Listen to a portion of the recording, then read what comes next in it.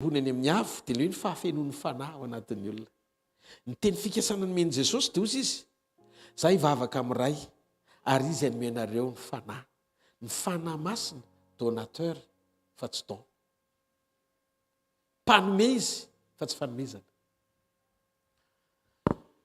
Ny dingana tian'Andriamanitra hoentina taoriany fahatongavan'i Jesosy ho nofo ilay Andriamanitra teny tonga nofo.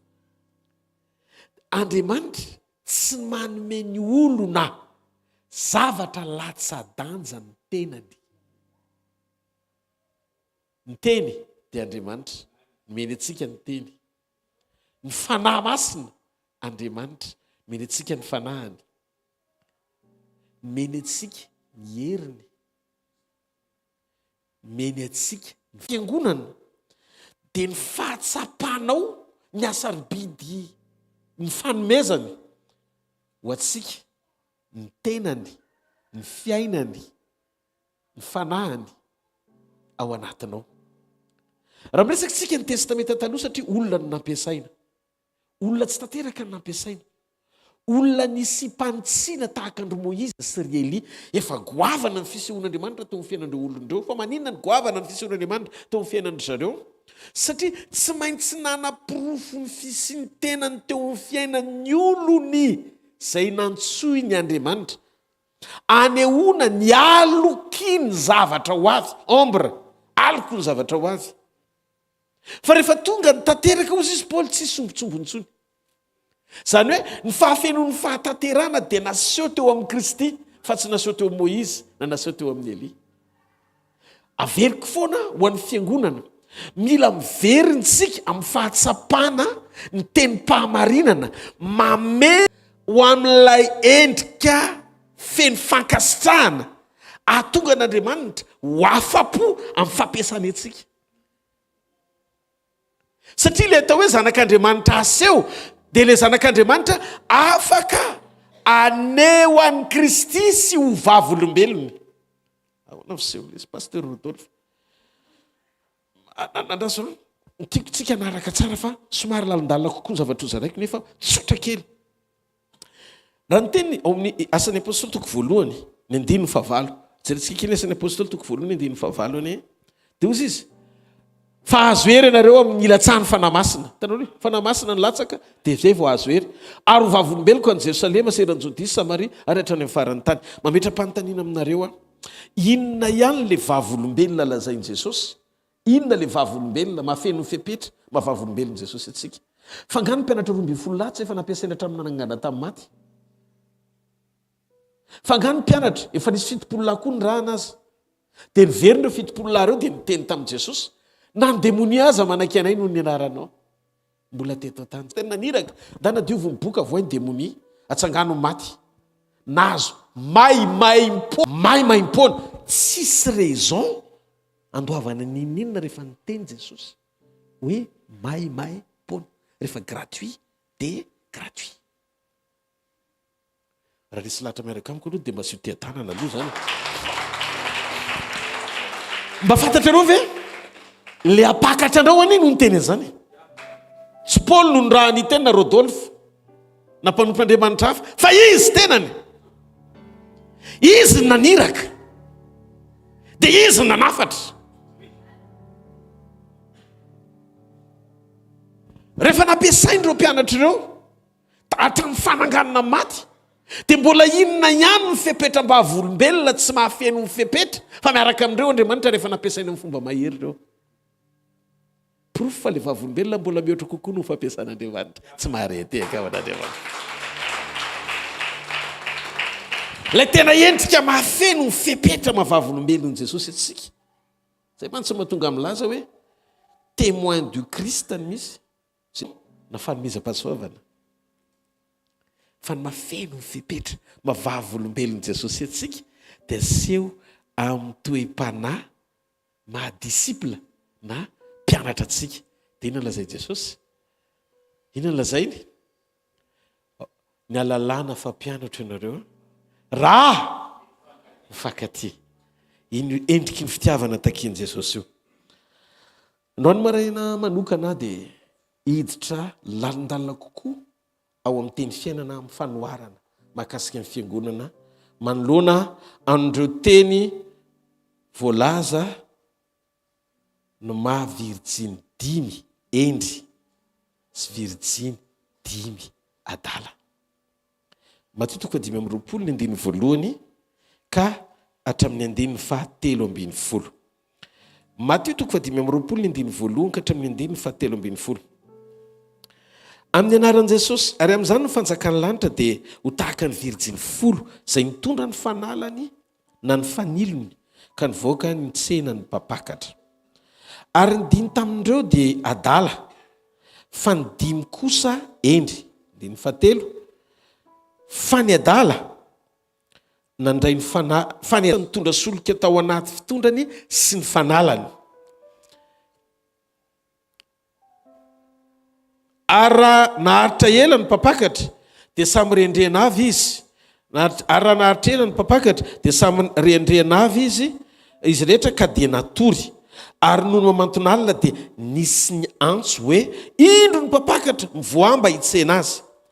Dia nitsangana ireo virjinireo ka samy namboatra ny fanalany.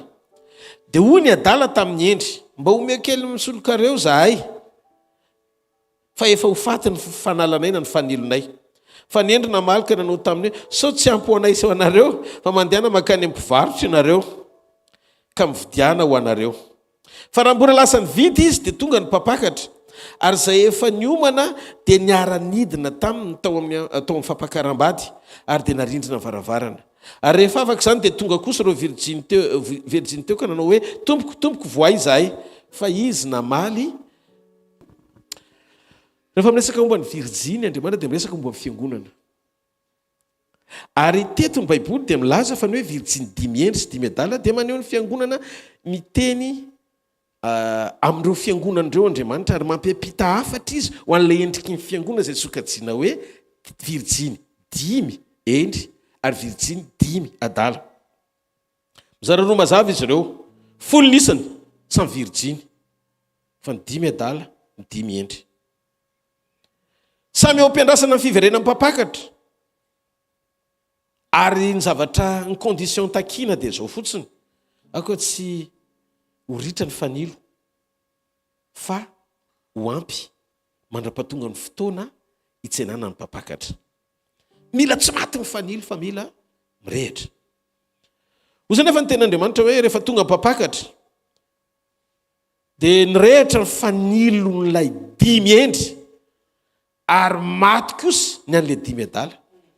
Melany le an'ny 5 adala. Ary teto dia voalaza fa ny 5 adala matola ny fanilo dia nanary fotoana mihoatra tamin'ny zavatra hafa, nandany fanilo tamin'ny zavatra hafa, fa tsy nanomana ny fanilony mba hiandro amin'ilay fety atongava amin'ny mpapakatra sy tsenana azy. Tsy mifantoka tamin'ny antom-pisin'ilay fanilo fa nandany fotoana tamin'ny zavatra hafa. Rehefa tonga mpapakatra dia ny zavatra nahavariana fa voalaza eo, hitantsika ingamba zany amin'ny 9:1 le hoe samy natory na ny endry na ny adala. 9:1 raha tsy diso ary no mantonalina dia nisy ny antso hoe indro ny mpapakatra mivoamba hitsena azy. Samy nandroka raha naharitra ny mpapakatra ito 5 ary raha naharitra ela ny mpapakatra dia samy renrehana avy izy rehetra ka dia natory. Samy natory zany izy 10.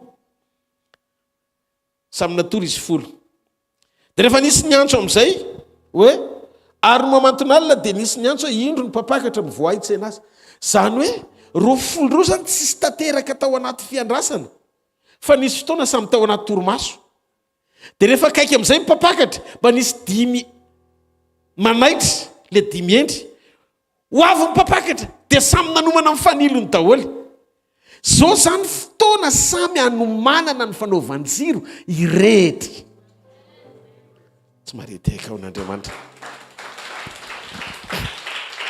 Hitanareo, betsaka ny lany andro tena mpandanina ny fanilony tamin'ny zavatra hafa fa tsy nanomana ho amin'ny tanjo mpanomanana amin'ny fiverenana mpapakatra. Fa misy saison tsy maintsy hifantohanao ny fanaovanjiro. Tsy maintsy hifantohanao ny fanaovanjiro. Ary io no anisany nanran'Andriamanitra anay. nandran'Andriamanitra atsika nandran'Andriamanitra ny fiangonana rehetra ny tena marina anomana ny fanovanjiro fa efa tena akatoka ny fiverenany mpapakatra. Ahoana misehoan'le izy pasteur?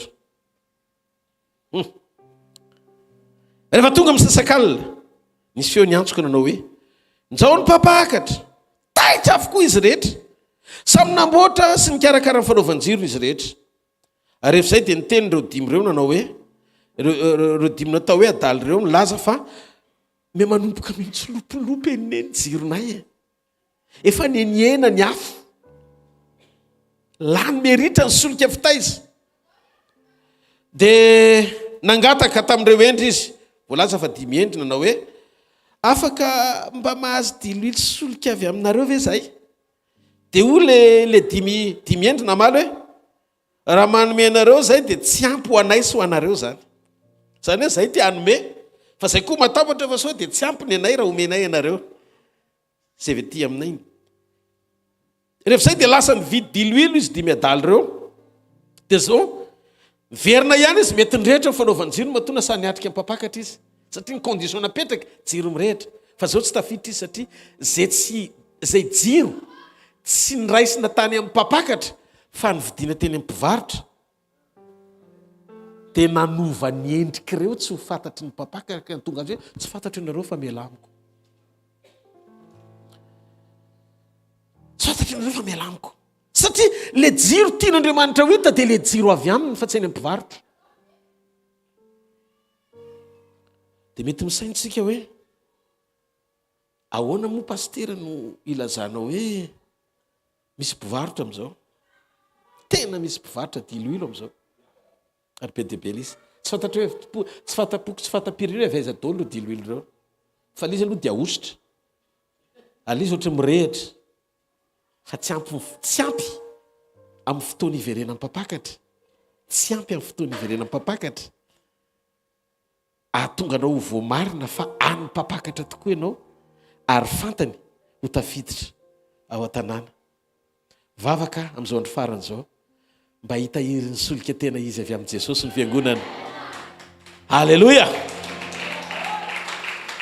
Fa tsy lany andro ny ampanenjena vidy varotra ao anatina fahombiazana izay tsy voatery ho avy amin'Andriamanitra zato isan-jato. Te hizara fahamarinana ihany koa anairana antsika ao anatin'io teny io daholo. Rehefa tonga ireo dia lazay mpapakatra hoe tsy fantany inona daholo ary le endrika anehoan'i Jesosy hoe tsy fantany ny fiangonana amin'ny fotoam-pampakarana. Inona ny tsy halalan'i Jesosy atsika?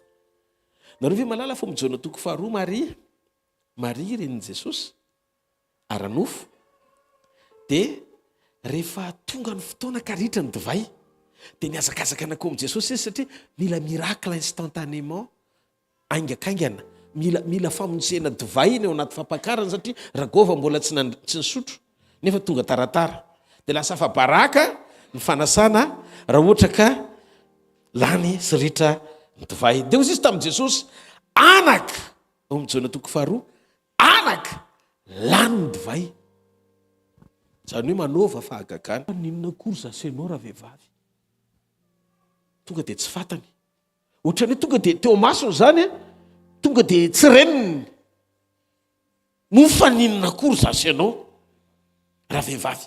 Hoy Jesosy raha vehivavy mofaninona kory zasy ianao tsy mbola tonga ao fotoako. Hitanareo ny relation antsika amin'Andriamanitra dia tsy relation ara-pihetsepo, tsy hoe mifandray amin'Andriamanitra tsika dia zay tiatsika hitondrana an' Jesosy satria efa mifandray am-po aminy tsika. Fa raha misy ny akaiky azy dia Maria ny eo akaiky ny créateur. Tsisy olombelona anankiray afaka hibaiko an'Andriamanitra. Tereny filany ianao fahagagana. Mo mifaninona kory zasy ianao? Aza teteny amintsika fa afaky nifandray amin'izay karazana mirakla tadiavinao ianao fa ny fotoana anankiray na ianao nampiasainy na ianao nandray fahagagana fa tsy azo faritana mihitsiny amin'ny hetsika sitranga ara-pamantarana sy fahagagana ny sehoan'andriamanitra teo amin'ny fiainanao, ny sehoan'andriamanitra nanampiasany ianao, ny ahalalàn'andriamanitra anao ny fotoam-pampakarana. Satria rehefa tsy mitoetra ianao eo amin'izay toerana tian'andriamanitra hitananao, fa nijoro teo amin'izay toerana tsy tiana hitananao, dia tsy fantany na reniny aza. Inona nataony Maria? Lasa izy nakany amin'ny mpanompo. Dia inona nataony tany amin'ilay mpanompo? Nanomana amin'ny fony mpanompo akatoan'Andriamanitra. Ny rôle ny fiangonana mampijoro ny mpino akatoa. Aza sariana mivokatra sy zarina iaina ao anaty fahasoavana fotsiny amin'ny fahaiza-manao n'Andriamanitra ny fiangonana. Fa tezao izy iorona amin'ny fahatahorana n'Andriamanitra sy akatoan'Andriamanitra. Tsy ny fampiresaka Maria sy Jesosy hoe vitako mission, fa lasa fotsiny Maria nanomana an'ilay mpanompo atovy zay lazainy, zay asainy ataonareo atovy. Tsy ho aza enona fotsiny fa mahafinaritra be ny révélation zay zarainy, fa iaino dia atovy. Baiboly ka ny teny hoe efa vonona amin'izay zahay, satria tereny filana amin'ilay fahagagana tadiavina. Tsisy mifampiantso na Maria raha tsy ny teny hoe efa vonona ny olona iaino anao e.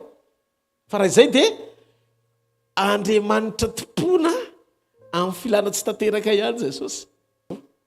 Rehefa hitan'i Jesosy eo amin'izay Andriamanitra na efa mety ianao, dia ozy izy feno rano ny siny, efa tsisy ndresaka taminy. Feno rano ny siny. Testa le rano fenona ao anaty siny, ahalalana hoe efa voahomana ve mifon'ilay mpanompo hiaino azy. Satria raha divay ny nandrasana, rano nasaino fenona. Fa za milaza aminao fa rehefa vonona ny mpino ao anaty fiainona sy fankatoavana an'Andriamanitra, dia zao tsy mpiandro mirakla izy, facteur ampiasaina mba hanehoan'Andriamanitra ny fahatsarany koa ny fiainany. Lasa le fiangonana nameno siny rano, meno rano siny, voafeny le izy, tsy mila retina mambavaka akory fa izy Jesosy, satria efa ampy ny fankatoavanao, efa ampy fitoavanao, efa ampy feno fepetra ny fiombonanao amin'Andriamanitra. Andana omeo amin'izay zareo amin'izay nasaina, nentina le izy natobaka tao amin'ny verany tsirairay avy, efa nampitoerina ao anatinao ny voan'ny fankatoavana sy fitiavana an'Andriamanitra. Joro ao anatin'izany. Fa zany nataon'i Jesosy koa. Jesosy tsy mba nampianatra antsika hoe mahatonga hamaly anareo rehefa fady any 40 andro nareo, mitanjona mba hatonga anareo valiana amina zavatra raha materiel. Ohatra hoe mila trano zay mba mahavita an'izao, fa ndao mihitsy hifady anina mba hoetsenao ny tontolo ara-panahy. Fampianara ndiso na ny fifantohanao anatin'ilay fifadikanina diso le satria trano. Ny any Dubai tsy mifady anina akory nefa mahavita trano ngeza be. Ianao kristianina ndrainao tompony zavatra rehetra, fady any 40 andro ianao 4 heures lake. Dikan'izay raha ty tany ty nifadianao anina mahantra ianao. Fa zao mifady anina mba hifankahita amin'izay zavatra nomeny Jesosy ianao, tsy anananizaniza fa ianao zanany any nomeny azy. Mba fanao hifankahita amin'izany, hitombo toetra tsara, androso fitiavana.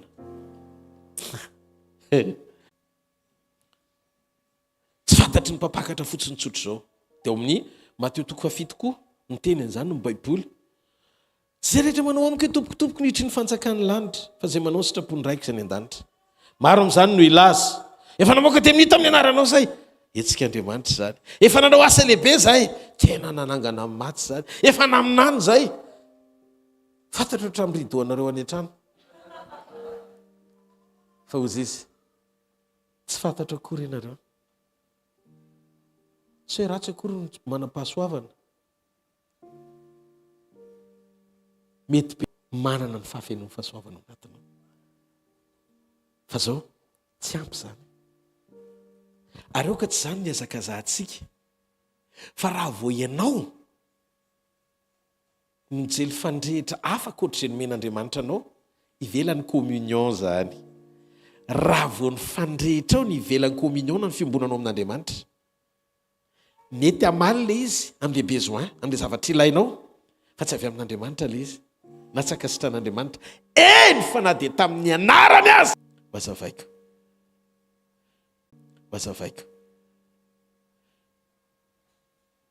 Maro no avy amin'ny anaran' Jesosy fa tsy fantatr' Jesosy.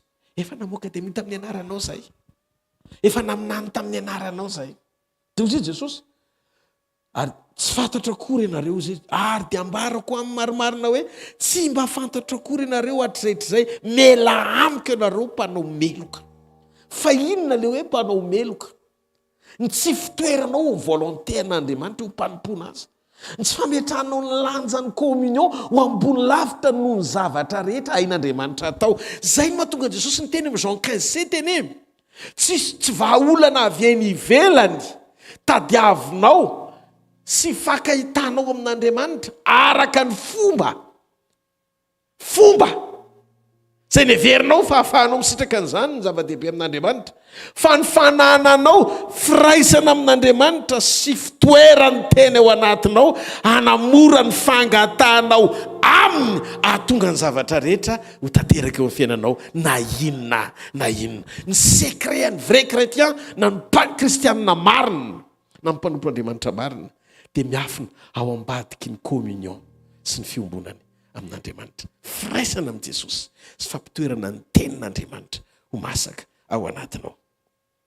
Maro amintsika ny diso hevitra zany velively. Miseho miariary ao anatin'ity dimy endry ity sy dimy adala ity ny atao hoe endry, fa manina natao hoe dimy endry, le dimy endry, dia manina natao hoe dimy adala, le virginy dimy. Voalohany,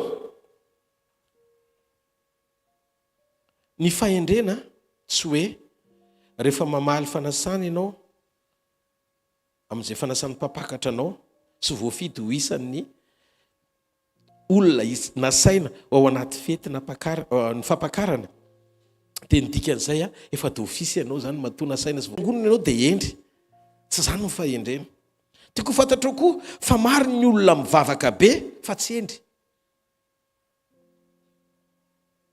Tsy hoe rehefa mivavaka zany dia endry. Anankiray faharoa koa mila fantatsika ho anatin'ireo virginy dimy endry sy dimy adala ireo. Ny fahendrena tsy hoe rehefa virginy ianao na madio adala na le dimy endry. Ny fahendrena tsy ao anatiny hoe fadiovana.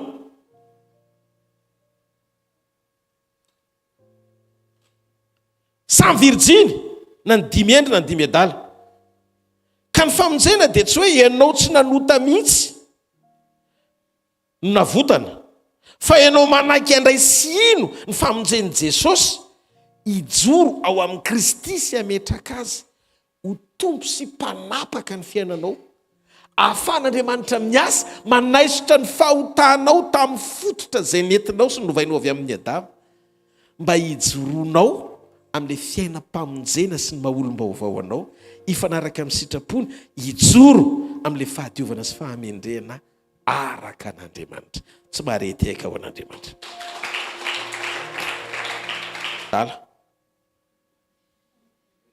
Ianao afaka miteny za tsy mba nandoto ny tenako, za tsy mba nina tamin'ny fahadalana mihitsiny, fa dia zavatra ray loha fotsiny ianao, satria lasa reny le atao hoe mifikitra amin'ny fahadiovanao ianao sy ny fahatsaran'ny fitondran-tenanao, lasa manompo ny fijoroanao ianao dia mitafiditra ho isan'ny olona mitsara ny hafa.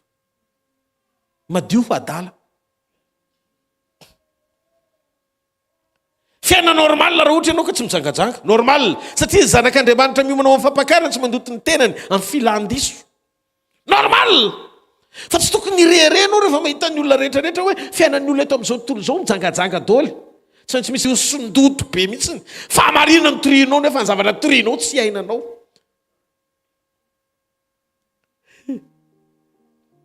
Fiangonanao tapitra, tokony efa tapitra ny fotoana amin'ny fiatsaram-belatsia.